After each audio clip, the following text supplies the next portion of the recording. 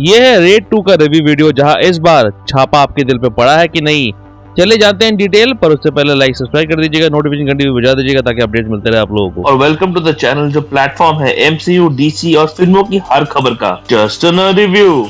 2018 में आई थी रेड 1, जो कहानी थी एक ईमानदार टैक्स कमिश्नर अमय पटनायक की। इस किरदार को फिल्म में निभाया था अजय देवगन ने, जिन्होंने उस फिल्म में किया था एक ताकतवर एमपी के खिलाफ रेड, जो एक रेड चली थी उस पूरी फिल्म में। पार्ट 2 में भी पटनायक साहब रेड ही कर रहे हैं, पर एक कैबिनेट मिनिस्टर मनोहर धनखड़ एके दादा मनोहर भाई के खिलाफ जिस किरदार को निभा रहे हैं रितेश देशमुख।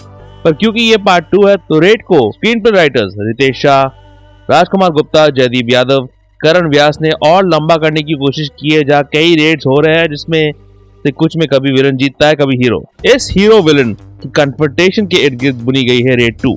पर जहाँ रेड 1 में विलन के रोल में थे एक दमदार एक्टर सौरभ शुक्ला, जो as a sort of narrator इस फिल्म में भी अपीयर होते हैं, यहाँ रितेश देशमुख का परफॉर्मेंस मुझे इनकंसिस्टेंट लगा। कभी वो शाइन करता है कुछ सीन्स में, और कुछ सीन्स में वन नोट लगे, एज इफ बेचारे एक्सप्रेशन भूल गए हो। अजय देवगन का परफॉर्मेंस भी इस फिल्म में मुझे लेजी ही लगा, एज इफ वो स्लीप वॉक कर रहे हैं इस रोल में। वो दम एनर्जी मिसिंग थी अजय के एफर्ट में एज एन एक्टर। ऐसे में जब आपकी लीड जितने दमदार ना हो, तो सारा ठीकरा डायरेक्टर पे आ जाता है। वो डायरेक्टर अगर राजकुमार गुप्ता हो, जिन्होंने इससे पहले कल्ट फिल्म्स आमिर, नो वन किल जेसिका जैसी फिल्में की हो, तो एक्सपेक्टेशन तो होनी ही थी।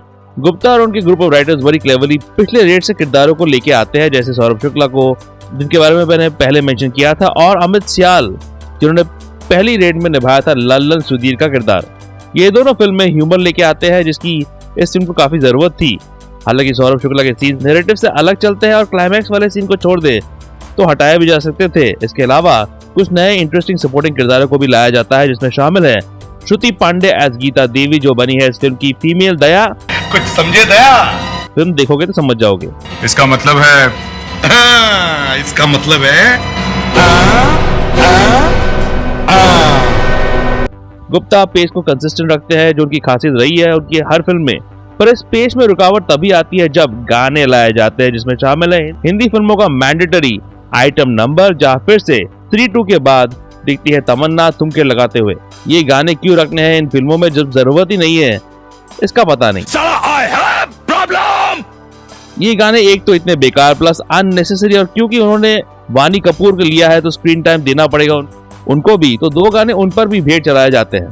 ये फिल्म भी हिंदी फिल्म की उस प्रथा को जारी रखती है, जहाँ सारे इंपॉर्टेंट मेल किरदार जो पहले पार्ट में थे वापस आते हैं, पर हीरोइन यंग होनी चाहिए। तो इलाना जो फर्स्ट पार्ट में थी, उनका पत्ता कट गया और उसी रोल में वानी को लाया गया है। इसके अलावा गुप्ता साहब को ड्रामा क्रिएट करना आता है, जिसका नमूना स्पेशली दिखता है क्लाइमैक्स वाले सीन में, जो गुप्ता दिखा रहे हैं टैक्स रेट, डायलॉगबाजी, कहानी की चतुरता, दीवार का टूटना और बहुत सारा पैसा।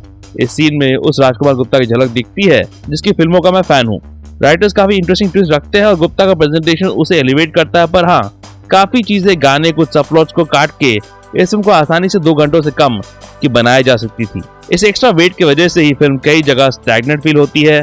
गुप्ता के क्राफ्ट में गिरावट आई है, जहां आमिर फिल्म में उनका पेस, कैमरा का इस्तेमाल और एडिटिंग ने उस आइकॉनिक फिल्म को जबरदस्त बनाया था। इस फिल्म में ऐसा कुछ नहीं दिखता। इनफैक्ट रेड 1 में ऐसे आइकॉनिक मूवमेंट्स थे, पर ऐसा कुछ नहीं है रेड 2 में। मैं आशा करूंगा कि राजकुमार गुप्ता अपनी पुरानी ब्रिलियंस को वापस ला पाए, कि अपन तो उस ब्रिलियंस का फैन है बॉस। पर ये फिल्म मेरे हिसाब से एक डिसेंट फिल्म है, जो अपनी पहली पार्ट से बेटर तो नहीं है। कुछ अच्छे मोमेंट्स है इस फिल्म में जो इसे डिसेंट वन टाइम वॉच बनाती है, और इन अच्छी चीजों में अमित सियाल का परफॉर्मेंस जिसे मैं जोड़ना चाहूंगा। रेड 2 को मैं देना चाहूंगा 2.5 आउट ऑफ 5। इस बार छापा काफी लंबा रखा गया है, पर पूरी तरह दिल में छापा नहीं कर पाई। ये राजकुमार गुप्ता डायरेक्टेड फिल्म थोड़ी कमी रहेगी, एक बार देखी जा सकती है for the twist and turns और विलन हीरो के बीच कन्फ्रंटेशन, और हाँ, अमित सियाल।